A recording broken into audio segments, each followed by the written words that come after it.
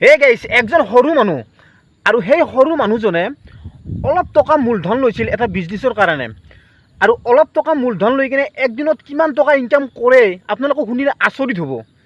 তো গাইছ ভিডিঅ'টো সম্পূৰ্ণকৈ চাব আপোনালোকে, তেতিয়া ভালদৰে বুজি পাব।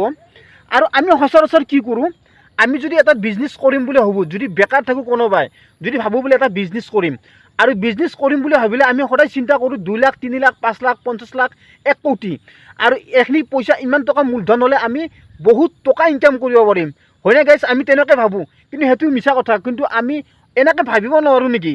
আমি এনেকৈ ভাবিব লাগে, যদি কিবা এটা বিজনেছ আছে, যদি অলপ পইচা মূলধন লৈ কিনে আমি যদি একদিনত বহুত টকা ইনকাম কৰিব পাৰোঁ, তেনেকুৱা বিজনেছ আমি কিয় নকৰোঁ? তো ফাইনেলি গাইছ মই আপোনালোকক এনেকুৱা একজন মানুহৰ কথা কৈ আছোঁ, আৰু যিজন মানুহে অলপ টকা মূলধন লৈছিল আৰু অলপ টকা মূলধন লৈ একদিনত 8,000 টকা কৰি ইনকাম কৰিছিল। আৰু একদিনত 8,000 টকা কৰি ইনকাম কৰিলে মাহত কিমান হ'ব? 2,40,000 টকা ইনকাম হয় মাহত। কোন চাকৰিয়াল আছে এক মাহত 2,40,000 টকা ইনকাম কৰিব পাৰে? তো গাইছ আপোনালোকক মই জনাই আছোঁ, বাংলাদেশৰ এজন মিণ্টু চৰকাৰ নামৰ এজন মানুহে হাঁহ পুহিছিল, 1200 হাঁহ পুহিছিল আৰু 1200 হাঁহ পুহি কিনে বহুত টকা ইনকাম কৰিছিল।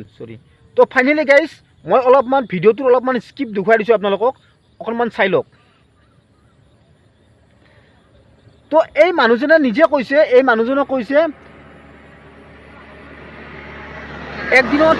একদিনত 800 হাঁহে কণী দিয়ে, আৰু 800 হাঁহে যদি একদিনত কণী দিয়ে তেতিয়াহ'লে একদিনত কিমান টকা ইনকাম হ'ল?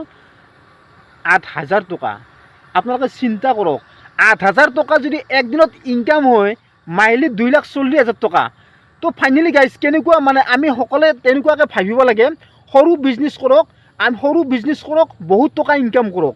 এনেকুৱা এই মিণ্টু ভাইৰ নিচিনা, মিণ্টু চৰকাৰৰ নিচিনা অলপ টকা মূলধন লওক আৰু একদিনত বহুত টকা ইনকাম কৰক।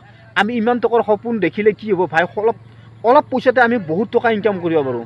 তো ফাইনেলি গাইছ ভিডিঅ'টো চাই কেনেকুৱা পালে আপোনালোকে লাইক কমেণ্ট কৰিব, আৰু যদি বেছি ভাল লাগে তেতিয়াহ'লে শ্বেয়াৰ কৰি দিব। আৰু আমি সকলোৱে সচৰাচৰ অলপ তলত ভাবিব লাগে, ইমান ওপৰত ভাবিব নালাগে। তলত যিমান ভাবিম সিমানে ডাঙৰ মানুহ হ'ব পাৰিম। তো নেক্সট ভিডিঅ'ত আকৌ লগ পাম, বাই বাই।